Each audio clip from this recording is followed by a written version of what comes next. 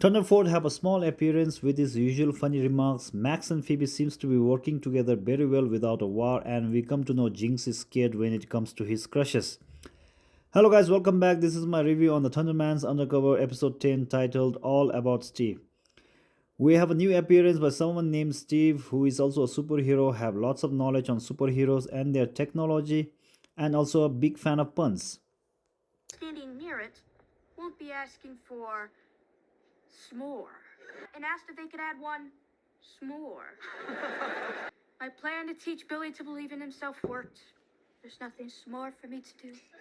Steve is brought in by Billy, who seems to be lonely as Nora is no more by his side, and in order to tackle that, he seems to have made Steve as his sidekick. Billy yet again makes another appearance in the series, who always is that innocent dumb sibling and is easily manipulated by people, including his siblings.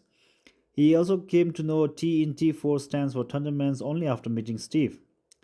He really seems to like Steve as he has the power to make sweets like Smore and Marshmallows, and also he has a lot of knowledge on superheroes even more than the Thunderman siblings.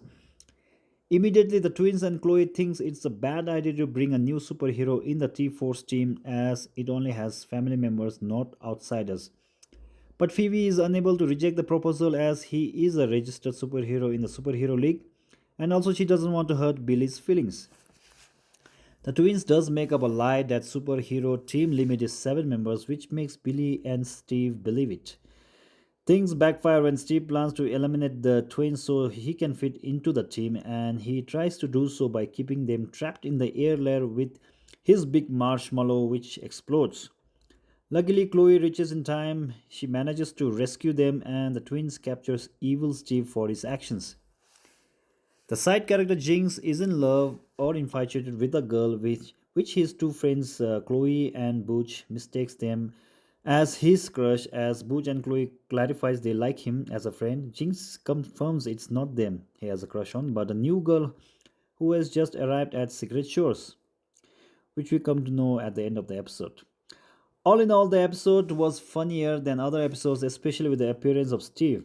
Billy gets a reappearance again with his naivety and innocence, which even his siblings make fun of. But they do care about his feelings, which make them lie. He also befriends Steve, who turns out to be a shady character and get evil when he wants to, even though his powers are enough to make fun of. At the end, Billy do realize he can always hang out with Nora with his superpower speed and decides to not search for a sidekick.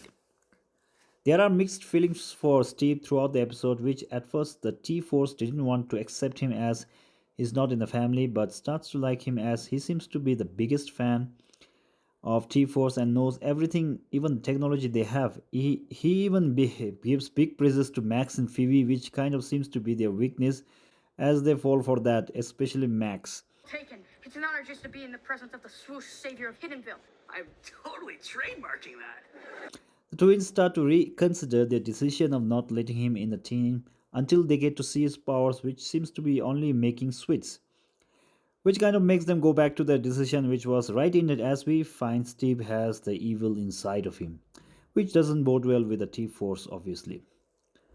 We also know Dr. Colossus' first name, which is revealed by Steve, which Max makes fun of. And Dr. Colossus in this episode also loses his fur in the marshmallow blast as Chloe saves him after twins, which kind of gets late.